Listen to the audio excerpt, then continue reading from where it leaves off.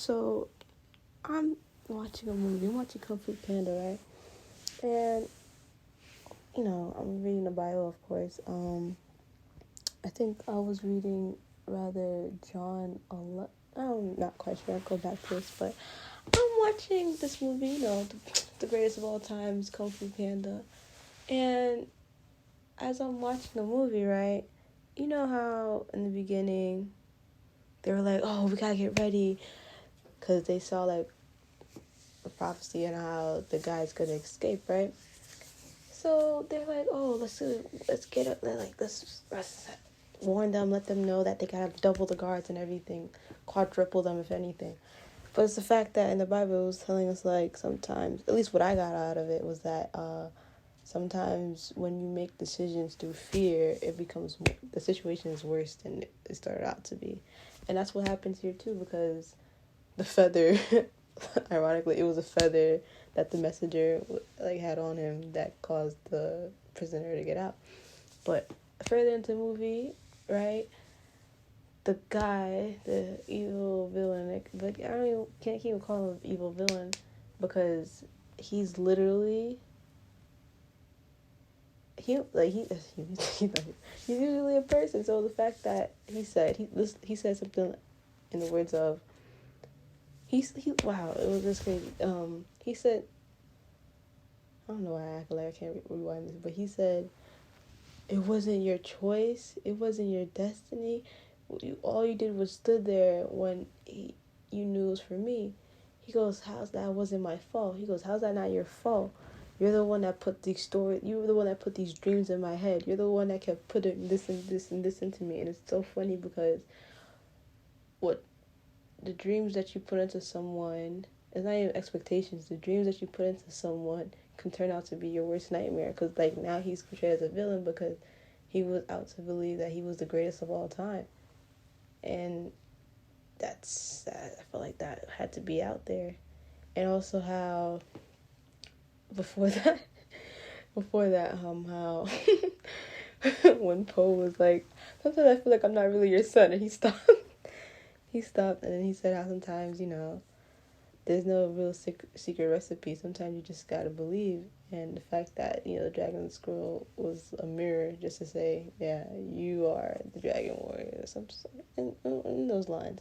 But I might do a podcast like this, how I mix movies into Bible quotes. I can do that, right? I'm gonna try that out and see how it goes.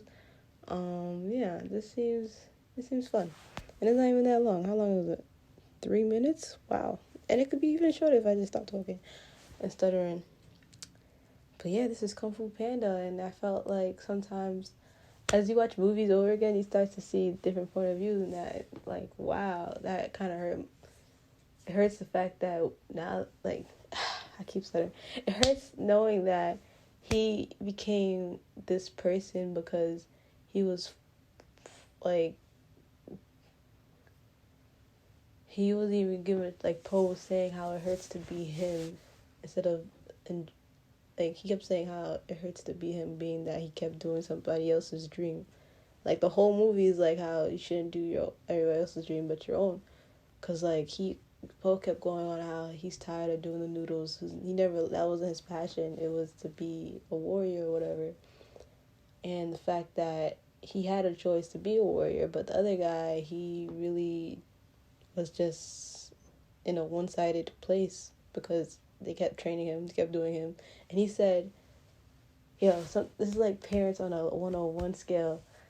They'll force their dream upon you until, or however they want. Because he literally said, my bones cracked. No matter how many bones I cracked, he still trained me. And he trained me so much in thinking that I will be the one. All that training was for nothing. And that he deserves to feel that way because all his life he's been doing this kung fu whatever, and then to come back to saying that he doesn't deserve what he was training for. Mind you, he had no choice. He had nothing else to go about. So I felt like I'm not justifying what he did was right, but it's just a reminder that you don't have to put your dream onto somebody else because they become your nightmare. Like the fudge is going on with him. Like see how Monster C's acting is crazy, and I can connect with this a little bit because I think of me with Kylie, especially. Honestly, guys, I feel, oh, who am I talking to? I said honestly. Honestly, Kylie and I, we have some trouble. Like, she's a child. Of course, she loves me to death. Even if like I do something crazy, I be feeling like I have bipolar with this child.